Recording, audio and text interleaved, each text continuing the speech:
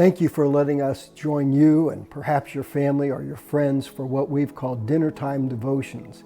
Today I'm going to talk about what our bodies will be like when we go to heaven. And the reason I'm doing that is because I messed up the weekend service. We had a great weekend. We enjoyed every moment of it with the opportunity to come into people's lives by way of technology. It just amazes me. And last night, our family of 4 different households in 4 different places Zoomed together, and my daughter said to me, "You know, you skipped point 5 today." And I went, "Oh no." So you're getting point 5 of the Easter message today. My mistake. Let me give you the first 4 points. The question is, what will our bodies be like when we go to heaven? The answer is, our bodies will be just like Jesus' resurrected body. You're going to have a brand new you.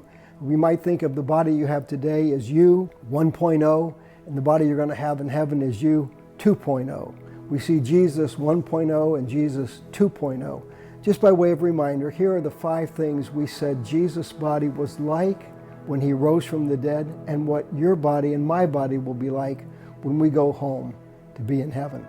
First, Jesus rose from the dead bodily. That is so important because there's a mindset in our culture, and it's been around for a century, to say, yes, Jesus rose from the dead spiritually. His spirit came back to life. Well, that's right. His spirit came back to life, but it's also true that his body came back to life.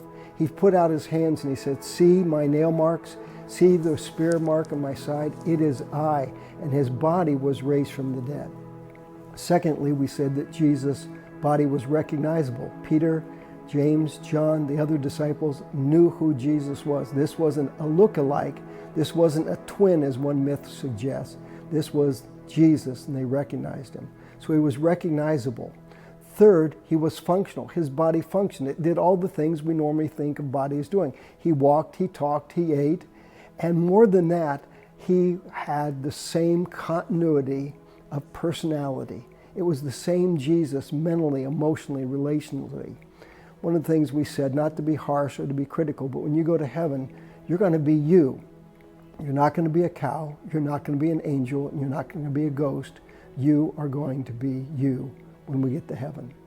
The fourth thing we said is his body was glorified, meaning it was transformed. It was changed from a body made for this earth to a body made for the next kingdom. Paul put it this way: this mortal must put on immortality, and this perishable must put on the imperishable.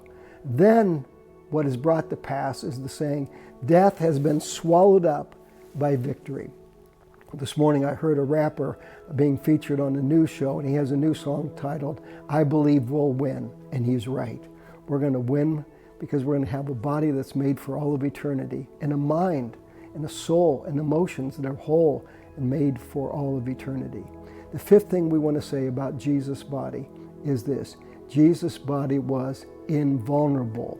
And I chose that word not because it's the easiest to say or the quickest to understand, but we talk all the time today about who is the most vulnerable. People over 60, people with a heart condition, people with a respiratory problem. Are they more vulnerable? And we all sense that we are vulnerable.